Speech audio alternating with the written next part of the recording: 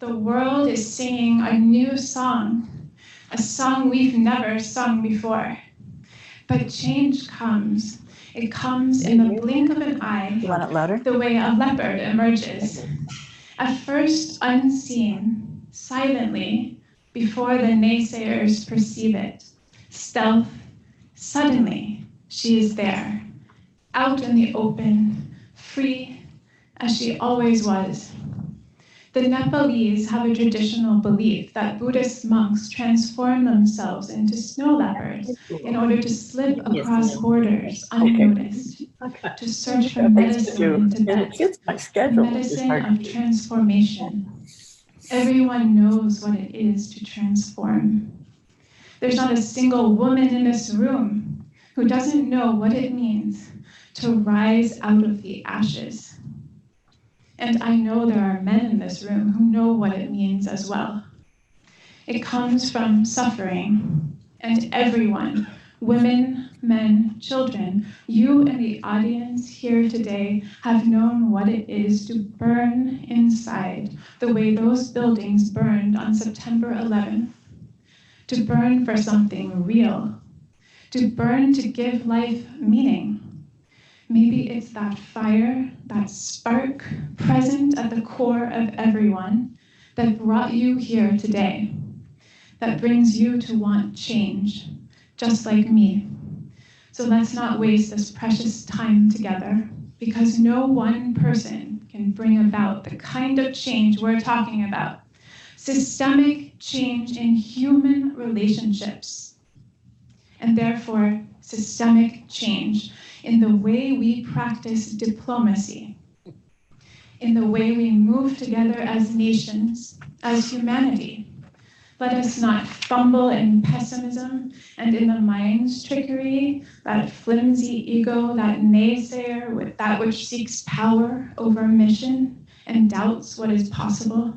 I have learned from my students that anything is possible. Those young graduate students around the world, some of whom are in this room today, are ready to sing that song that has never been heard before. They are embracing transformation. Why? Because they know that it is the medicinal remedy required to address the root causes of our conflicts and global challenges. This year, it is our honor to launch Women Forward International in partnership with the United Nations Institute for Training and Research. Together, we are enabling Stanford University students under the leadership of Dr. Frank Fukuyama to work with NATO to come up with new ways to stop sex trafficking in Eastern Europe. Columbia University students to team up with ProMujer to turn around impact investors from a pattern of only investing in male-run businesses in Latin America, despite the positive returns resulting from investment in female-run businesses. Georgetown University students to expose and enable the vital role of Afghan women in the peace process in Afghanistan, which we will hear more about today. The students at Sciences Po in Paris, France, to enable women's collectives across French-speaking West Africa to join forces to increase their legal rights. The University of California, Berkeley students to carry out an impact assessment for a food redistribution nonprofit called White Pony Express that is of particular benefit to single mothers here in the United States. Harvard University students to build a much-needed business accelerator for women entrepreneurs in Mexico. Our client, the Ananda Group, is here today to share how that project, like our other projects, has impacted their work and contributes directly to fulfilling many of the United Nations Sustainable Development Goals. Women Forward International will also feature National Defense University's Women, Peace and Security Essay winner at the Doha Forum in December. I want to thank our founding donor, the Embassy of the State of Qatar, for making all these projects possible. I have been inspired by Ambassador Michelle Attani and so many of its women diplomats whose desire to uplift women is clear and demonstrated by their own work, which is creative and genuine as they forge impressive careers within their foreign service and beyond. Thank you especially to Sara El-Sadi, who will be speaking today. I also want to thank the Hearts Path Charitable Foundation and Marshall Millsap and our many other supporters here today. And I would like to thank my colleagues here at the Aspen Institute, President Dan Porterfield, Executive Vice President Elliot Gerson, all of my colleagues in the Global Innovators Group, who have enabled me to see the importance of our mission more clearly than ever and how it aligns with the true mission of the Aspen Institute. I would also like to thank my colleagues, Wesley Spencer, Women Forward International's Intrepid Director of Arts, Partnerships, and Strategic Development. Would you please stand, Wesley? Sarah O'Day, who has given her, please stand, Sarah, who's given her passion and devotion to our launch this summer and fall. Our advisory committee, especially Lindsay Wozniak, our creative director, Ellis Pines, a pioneer in his field, expert sounding board, artist, and friend. Also, my deepest thanks to Dr. Alan Cohen for his most generous advice and support, his wife Barbara Cohen for her mentorship to our team, and to Mona and John Oswald, vital to taking the work of Women Forward International to the next level as we forge our partnership with the United Nations. Taking things to the next level, that is what it is to rise out of the ashes. You lose everything if you are willing to do everything for your mission. And it is that very mission that pulls you up. It is the spark of an invincible flame that cannot be extinguished because it comes from here. In that secret confidence in the power of your mission and the love you put into the hunt for a new world, you can stand up and say, it is time for real change. And that means educating our next generation of leaders to be conscious of the impact their actions have on everyone, including that half of the world that has lived for too many centuries at a disadvantage. A great sage once said, although the sense of equality is made the basis of many social and political ideals, the real conditions of rich cooperative life are fulfilled only when the bare idea of equality is replaced by the realization of the unity of all life. I speak Washington and I speak Leopard. Those are two different languages, and one doesn't understand the other, and one must become the other. Because in truth, there is no real separation between political science and poetry, between Nepal and Tibet, between law and culture, between. We mostly know this. The uncanny part is that we imagine a society in which this separation exists. But just like language and words are never outside of the political and cultural context in which they are used, in which their meaning is historically and socially infused, and just as words present a bewitching conundrum in which we cannot arrive at it, that which we want to signify, that which is in and of itself, itself. The practice of law and policymaking is always going to stand outside of the ring of justice because it is culturally contextualized. Call it law, call it policy, but something else is at play, at least for now. One surefire way to remove that facade, to acknowledge and come to terms with that discrepancy, and to expose its impact on human relationships is through art. One writer said, a writer's job is to speak the unspeakable. Art can reveal that which no one wants to talk about, or maybe cannot talk about in words. It can make us see the actual power structure at play. It makes us see the play, see the illusion, the false. And gender studies is nothing more than the study of power relationships.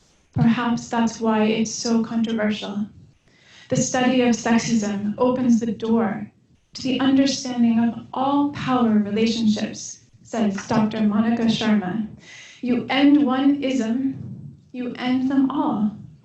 So it is our business as practitioners of international relations to study, understand, and address so-called gender issues, All the way from the basic family unit up. To end violence in the world, we must end patriarchy, and art helps us do that.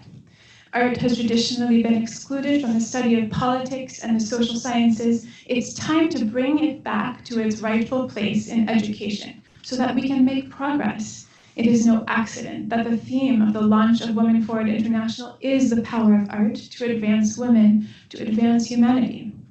Tell all the truth, but tell it slant, writes Emily Dickinson. She's talking about the truth. She knows there must be some cover over it, so it doesn't too brightly shine a light on our state of being, because it, truth, whether you believe it exists or not, burns away its observers, and burns at the core of our real identity. It, that which we call truth, is what can dissolve the barriers that make us separate. It does not impose separate identity, but rather a core of unity that can threaten the individual's sense of self. That is Dickinson's art. That is what art does. Societies protect and maintain these barriers that are in truth illusory because they are based on fleeting contextual history and relationships that can just as easily be altered in the blink of an eye. But instead of upholding a truth or truth, we have permitted the continuation of a facade imposed or that we impose in order to maintain a particular power dynamic that enables inequality to pose as justice. We live by unwritten codes. We have constitutions that we imagine to make us equal. Are we equal? Are we treated equally? Writers and artists and those who challenge social norms see the facade and play with and overturn and deconstruct it eternally in the most influential and transformative works of literature from as far back as we know until today. Tonight we will hear one of them. Plato describes how Socrates submits to an unjust law in order to bring awareness that things must change. If he had not submitted, no one would have questioned that facade of justice. Remember also Sophocles' play, Antigone. Antigone is condemned to death for burying her brother, a traitor to Thebes, against the wishes of their uncle, King Creon. But Antigone is obeying a higher law, and the king is demanding that she obey his law, which is tied to the kingdom, the law of the land, national identity. Should she be a good citizen, or should she be loyal to love? Sophocles makes us grapple with the weaknesses in our legal system and confront human imperfection translated into our practice of the law in general and our society's denial of the very fact that we do live in an imagined system in which we think practice of law equals justice. Take another example, Cassandra, the Greek princess of Troy, seen as a liar and a madwoman by her family because of Apollo's curse on her to always tell the truth in prophecy, but never to be believed. This was her punishment for refusing Apollo as a lover. The tragedy is told and retold by the Greeks, who I would contend were fascinated by the notion of a society's inability to accept the truth. Truth, that dazzling, radiant sun substance Emily Dickinson calls too bright for our infirm delight. And of course you have Portia's speech in Shakespeare's The Merchant of Venice.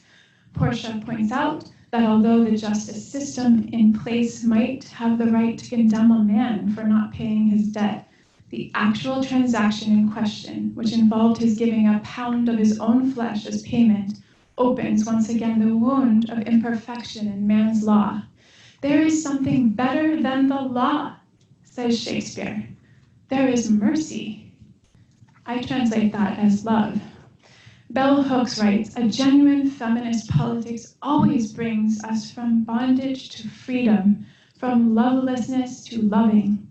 There can be no love without justice. And mercy is that which opens the way to justice, not the practice of the law in its current state. In Shakespeare's famous courtroom speech, Portia explains, and earthly power doth then show likest God's, when mercy seasons justice. This seasoning of justice is Women Forward International's mission. I invite you to join us because it brings us closer to one another and to our true identity, which is to have no identity, not national nor gender, but to live through the heart. By Shakespeare's standards, or the artist's standards, and his empathetic audience towards Portia and the man condemned, we become receptive to something better than dogma. And here we see the power of art to lift up policy, law, and international relations to enable them to meet their original mission. Tonight, in launching Women Forward International, we take things one step further. Out of the trees, into the open light, we chose a significant day, September 11th, because women's rights have been burned away, and women are most affected by extremist ideology. And extremist ideology is in every culture, and we are rising out of the ashes. My students asked, did the legal reforms in India bring about greater equality for women, or was it the shift in consciousness or the culture change that occurred because of the overwhelming shock of a single incident of a violent act towards one woman on a bus? We all know that story, but we forget the power of stories and tuck them aside while we reel from them, and then tell ourselves a story that there is separation between story and life, between art and diplomacy. Are we ourselves locked inside the system, which is dependent on a certain stability we think is granted by behaving in a certain way, by our not daring to question whether we are equal? Must those who question whether we truly have equality always be labeled as rebels and radicals, as leopards? If you unravel the scarf that is meant to keep us warm in the winter, but is in fact restricting us, you find that we are not rebels, but snow leopards emerging, simply daring to look straight at the dazzling sun. Thank you.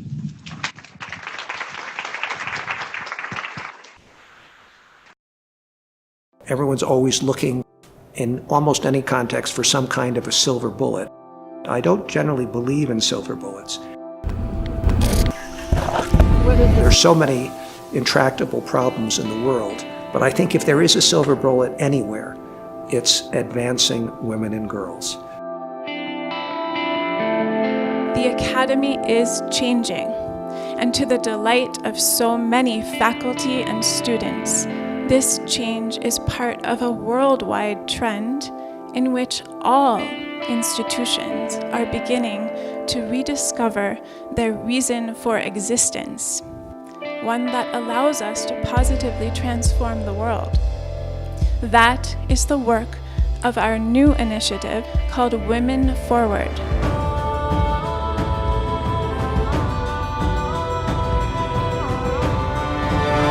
Women Forward International has brought us amazing possibility and real inspiration. I run this program here at Georgetown University that is designed to prepare the next generation of global leaders. These are young men and women who are committed to service. They want to make the world a better place. They want to go around the world and try to do good things to solve our most difficult challenges. Things that they can't even imagine today are going to be coming at them tomorrow at an incredible speed. What Women Forward International has done has created an opportunity for me to expose these talented and committed students to a whole new way of looking at issues. They are going to be able to understand the full complexity of the world and the absolute indispensable importance of incorporating a broad, inclusive approach so that women and underrepresented groups, their interests are factored into things like peace negotiations, like long-term stabilization efforts. Worn many hats, and as I travel all around the world, particularly in the Middle East and Southeast Asia and even parts of East Asia, looking at the various cultures and seeing the discrepancy in that gender gap has made such a difference when it comes to promoting diplomacy efforts, looking at democracy. You see it in every realm whenever women are at the table, where countries where they're not at the table, you're seeing more, unfortunately, more turmoil, lack of basic natural resources, believe it or not. And at the end of the day, or even from unfortunately, a security standpoint, you're seeing more levels of extremism where women are not thriving. Those mindsets, those traditional mindsets, from the top on down, from presidents, from chiefs of state, all the way down to basic policemen and soldiers, mindsets have to be changed. And that means policies, starting at the top, have to be changed, both in governance and in the private sector. They're both equally important. And placing those students with organizations that are about serving the public good to ensure that women's leadership is fostered and the concerns and perspectives of women are promoted, we know we're going to be able to have a great impact.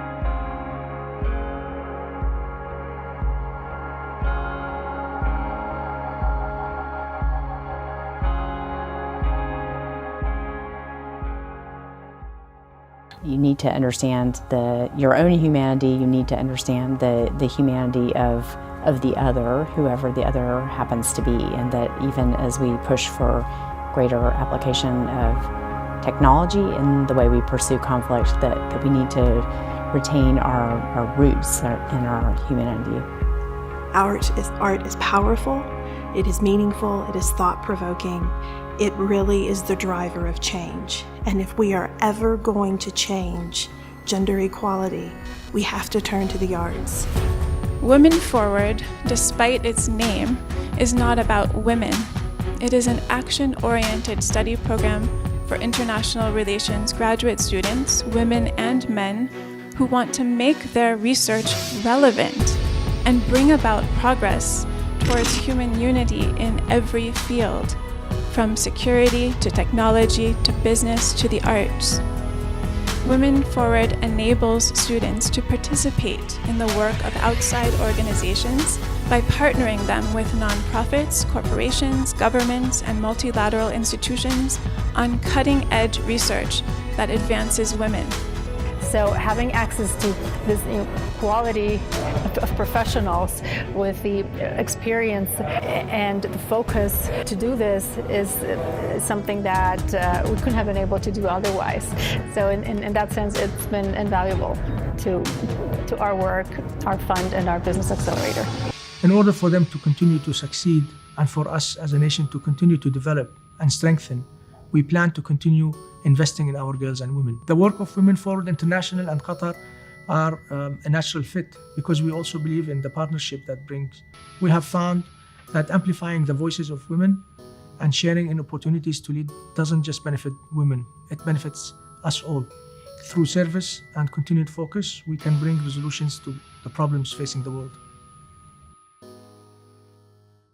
It is time for real solutions to real-world problems and leadership based on service. This is how you build global understanding. This is how you can address the issues at its core. This is the way to address peace. Understand us, see where we are, be aware of our aspiration collectively.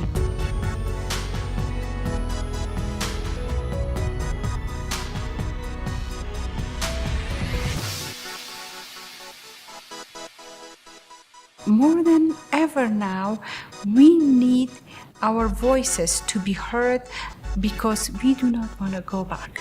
Nobody wants to go back.